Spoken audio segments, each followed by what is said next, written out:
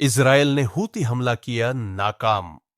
IDF ने मार गिराई यमन के बैलिस्टिक मिसाइल। दिसंबर 2024 के अंतिम दिन मध्य पूर्व में तनाव चरम पर था। इजरायल और गाजा पट्टी के बीच जारी संघर्ष अब यमन तक पहुंच चुका था। ईरान समर्थित हूती विद्रोहियों ने इजरायल पर लगातार मिसाइलें दागनी शुरू कर दी थी। यह घटनाक्रम गाजा में इजरायली ऑपरेशनों के खिलाफ हूतियों के समर्थन के रूप में देखा जा रहा था। इजरायल, जो अपने शक्तिशाली एयर डिफेंस सिस्टम और रणनीतिक सैन्य अभियानों के लिए प्रसिद्ध है, इस बार एक कठिन चुनौती का सामना कर रहा था। मंगलवार की सुबह इजरायल के नागरिकों के लिए किसी सामान्य दिन की तरह शुरू हुई, लेकिन अचानक सायरनों की आवाज पूरे मध्य और दक्षिणी इजरायल में गूंज उठी। सायरन का मतलब था कि आसमान में खतरा मंडरा रहा है। यमन से हूतियों ने एक बैलिस्टिक मिसाइल दागी थी, जो इजरायल की ओर तेजी से बढ़ रही थी। इजरायली डिफेंस फोर्स आईडीएफ तुरंत हरकत में आई।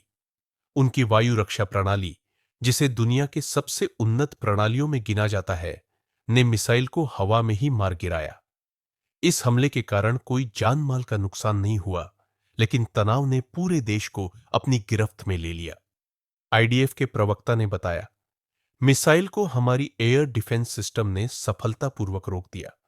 यह एक महत्वपूर्ण उपलब्धि है, क्योंकि इससे साबित होता है कि हमारा सुरक्षा नेटवर्क अभी भी अपनी जिम्मेदारियों को निभाने में सक्षम है। हालांकि पिछले शनिवार की घटना, जिसमें हूतियों की एक मिसाइल तेल अवीव के बाहरी इलाके जाफा में गिर गई थी, ने सुरक्षा प्रणाली की क्षमताओं पर सवाल उठाए थे।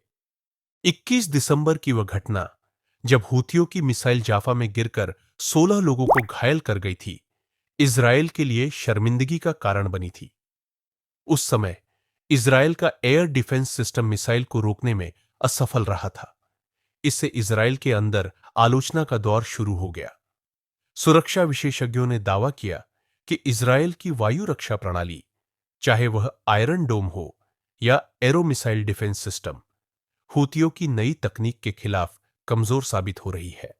हूतियों का संदेश और धमकी। इस बीच ईरान समर्थित हूती विद्रोहियों ने साफ कर दिया कि उनके हमले तब तक जारी रहेंगे जब तक इजरायल गाजा में अपने ऑपरेशन बंद नहीं करता। हूतियों के वरिष्ठ सदस्य हेजाम अल असद ने एक संदेश में कहा, नेतन्याहू को यह समझना होगा कि उनका नया मध्य पूर्व का सपना केवल विनाश का कारण बनेगा। हूतियों की इस धमकी ने मध्य पूर्व में बढ़ते तनाव को और भड़का दिया। इजरायल के प्रधानमंत्री बेंजामिन नेतन्याहू ने इस चुनौती का जवाब देते हुए कहा, अगर हूतियों ने हमले जारी रखे तो उन्हें हमास और हिजबुल्लाह जैसा ही अंजाम भुगतना पड़ेगा।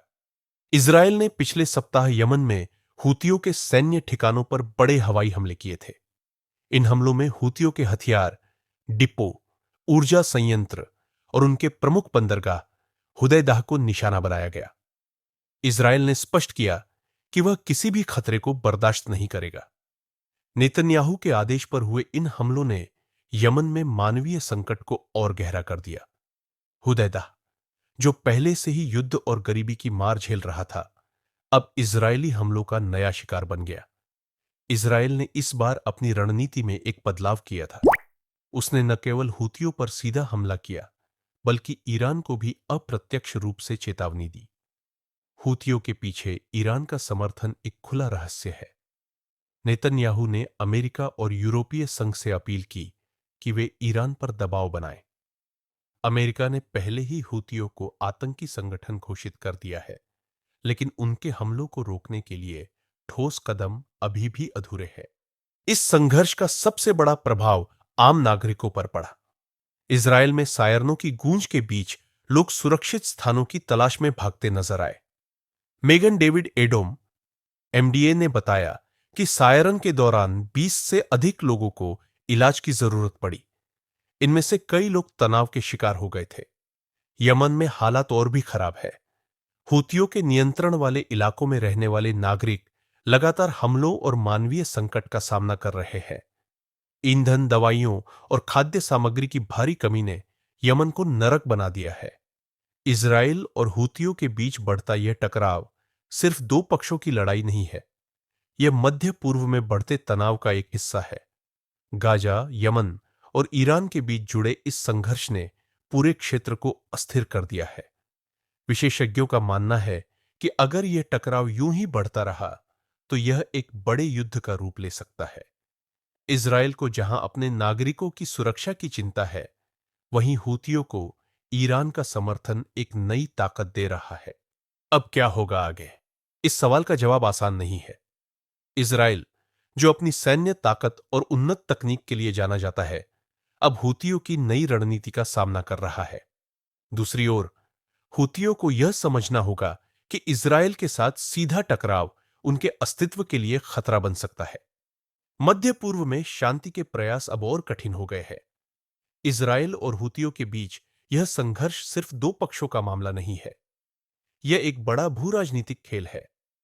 एक बात तो तय है कि आने वाले दिनों में यह तनाव और भी बढ़ेगा। सवाल यह है कि क्या अंतर्राष्ट्रीय समुदाय इस संघर्ष को रोकने में सक्षम होगा, या यह मध्य पूर्व को एक और विनाशकारी युद्ध की ओर धकेल देगा।